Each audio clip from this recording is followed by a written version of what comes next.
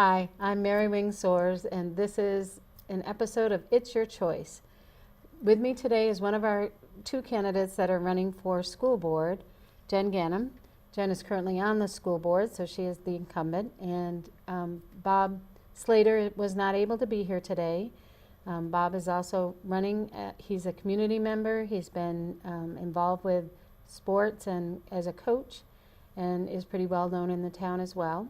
So I wish them both good luck, but Jenn was able to be here, so I thought we should have a conversation and find out what her goals are for the next 3 years. So Jenn, welcome. Thank you for coming. Thank you. So I guess let me start with what I've done the past few years. When I first joined the board, I was forewarned there was a lot to learn. I didn't think that the learning curve would be as steep as it was, given that I had a background in education, having taught at the college and graduate level. But the learning curve was in fact steep, and the first year I think every board member really just is learning educational law and going over policies and learning about the district. And although all three of my children attend this district, it's amazing what you learn when you're on the other side as a board member.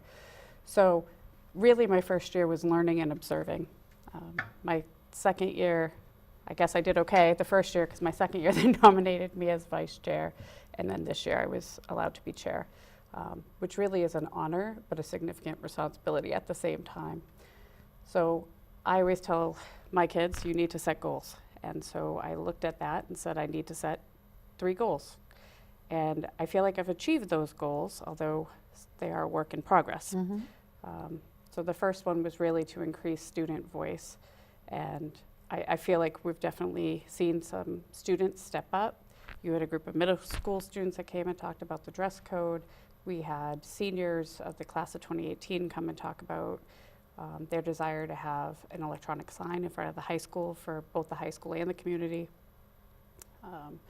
We've just last night had a whole group of students come and talk to us about the kindness initiatives in the schools and all they're doing to help promote kindness and, in essence, take away, hopefully, or minimize the bullying that's going on.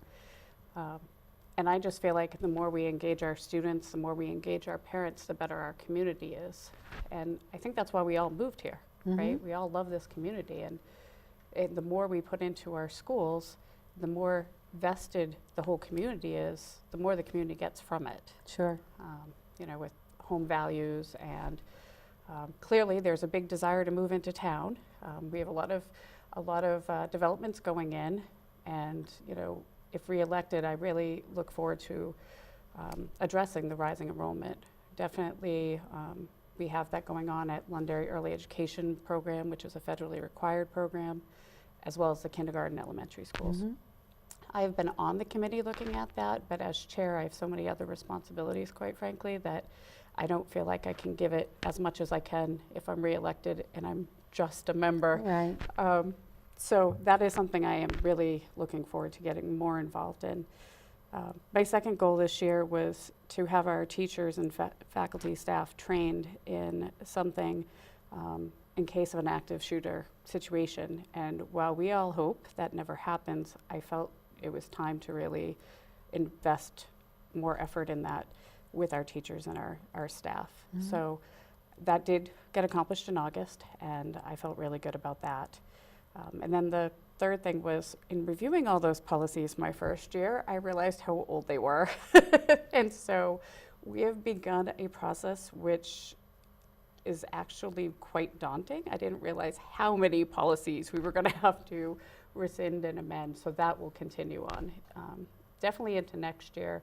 And then just like we have curriculum reviews you review so much every so often, we will be doing that, I think, moving forward with the policies, because no one wants to find themselves in this position again. Yep. So moving forward, I would really love to see the students step it up again a little bit more. I would love to see our students be more involved with our seniors. I think we've been trying to find ways to do that. And I think, it fosters a stronger sense of community, and it's a win-win. Speak- I'm sorry. My mom moved in with us, and it really helped me realize how blessed my children are to have an older person's perspective. And she's changed a couple of their opinions on things from the younger person perspective. Right. So that is definitely one of those things that I would like to see more of. Right. I know that at the high school they have a tea every year, and they bring the seniors to the high school, and so, or even the Katie's group, Katie Sullivan's The group goes to K-4. the senior center and also serves, tea or something for them. So I know that there is outreach right now, but I do believe there could be more as well. I wanted to ask you, though, back about the committee you said that you're on as far as the space needs is concerned. Should you not be reelected, do you think, are there community members on that committee? Would you stay on that committee? I've already told the superintendent I will stay on as a parent. I absolutely will, as a parent and as a healthcare professional in town. So yes, Right. I will stay involved. All right, and so the Space Needs Committee looked at just the elementary schools to begin with, and correct, and We then were looking what at- programs we have in our schools and how much room we need for those programs. For the programs at the elementary school, and also the needs of Moose Hill specifically.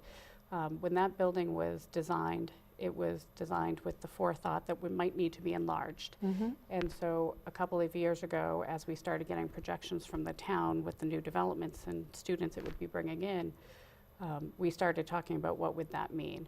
So we have the ability to go out, we have the ability to go up, but with each one of the options comes 4 more options that come to mind. Sure. And at this point, the committee is really looking at how do we narrow down those options.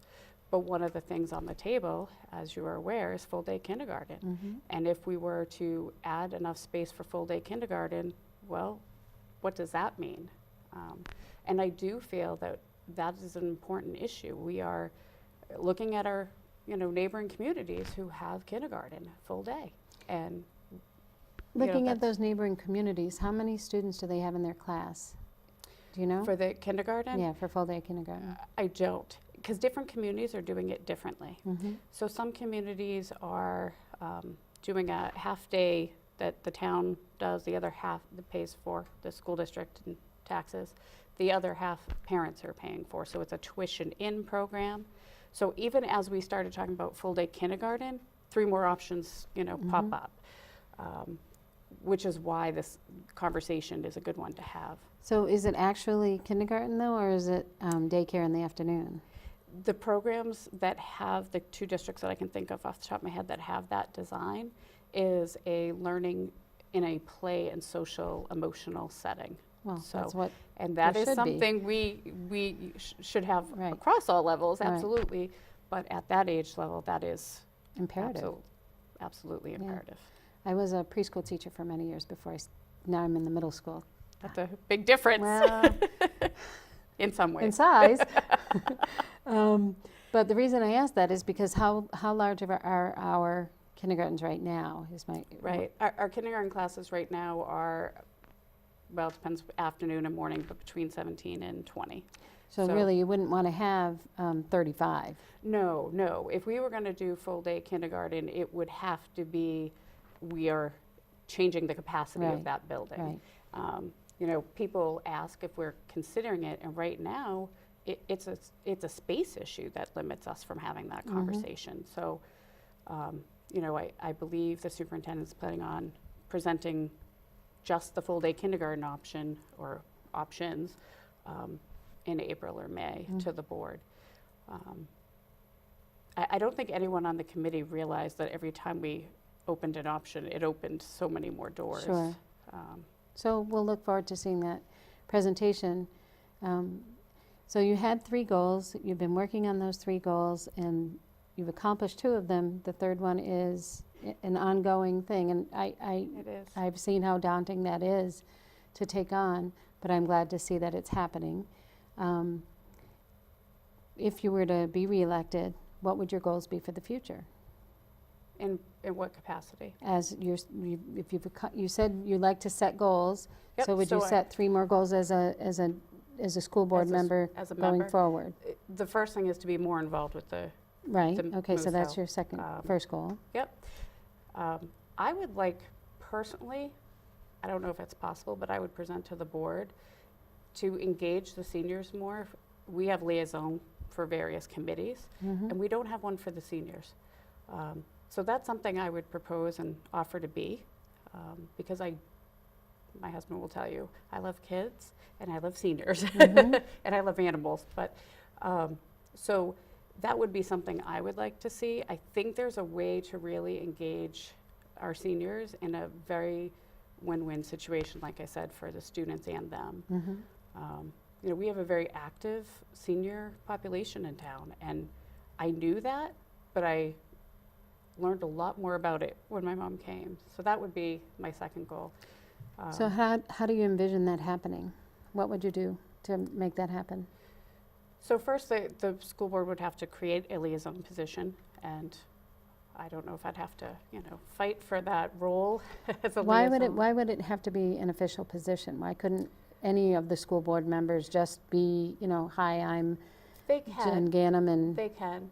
The liaison positions, you know, as you're aware, when you speak for the teachers and the schools, Mhm. it would allow a school board member to go in the capacity of a school board member, but also to speak to the rest of the board about what seniors are concerned about or ideas they may have. Mhm.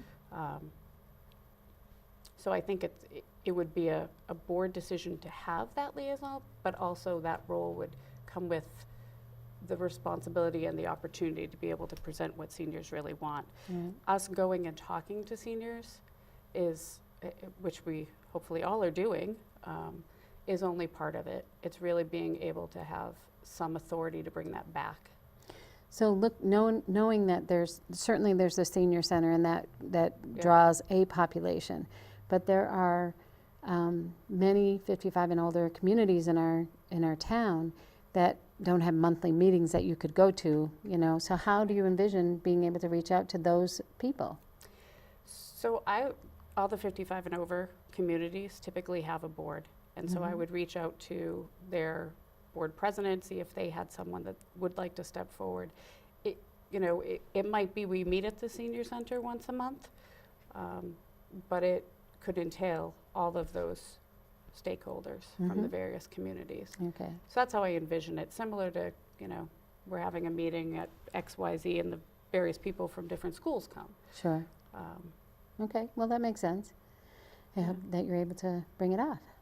So what would your third goal be? You know, I really still believe in student engagement. So as I talked about, I really would like to see the students come forward even more.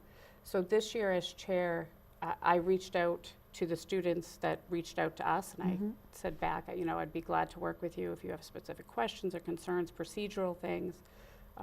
But as a member, I can do that more. And so I would like to be able to take that opportunity, you know, when our seniors do their senior projects, or if the middle schoolers have a burning desire to address something, it would afford me as a member, I would be afforded that extra time.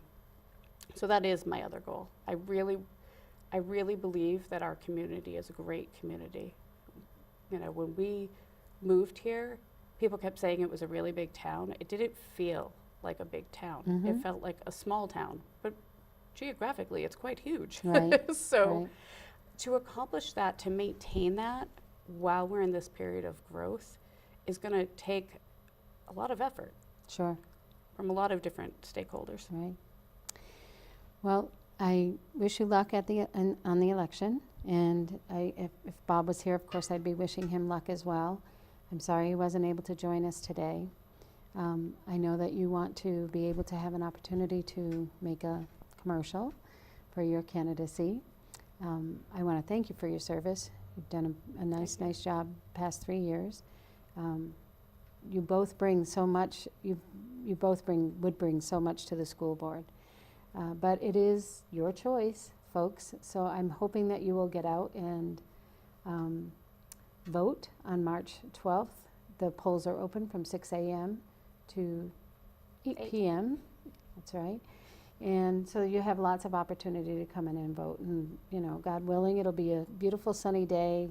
I've been through 18 elections, and probably 12 of them have been snowy and freezing and no fun. But hopefully it'll be a beautiful sunny day, and the only people that will be missing it is the people working the polls. And you'll all come in and vote and then leave. It's exciting to take part in our election process, and I hope to see, you know, many more than 3,000 people out there. I want to thank you, Jen, and I want you to, well, actually it's that camera. If you'd like to just ask, you know, say thank you and ask people for your vote, and then you can make your own little commercial, okay? Absolutely. So I would like to thank everybody first and foremost for electing me the first time around, and giving me this learning opportunity, and the opportunity to make a difference. That's first and foremost. But I would appreciate and love to have more than 3,000 voters come out, number one, and, you know, exercise your right to vote, and I would love your support in doing so. Thank you. Thank you for joining me. This has been Mary Wing Soares, and it's your choice.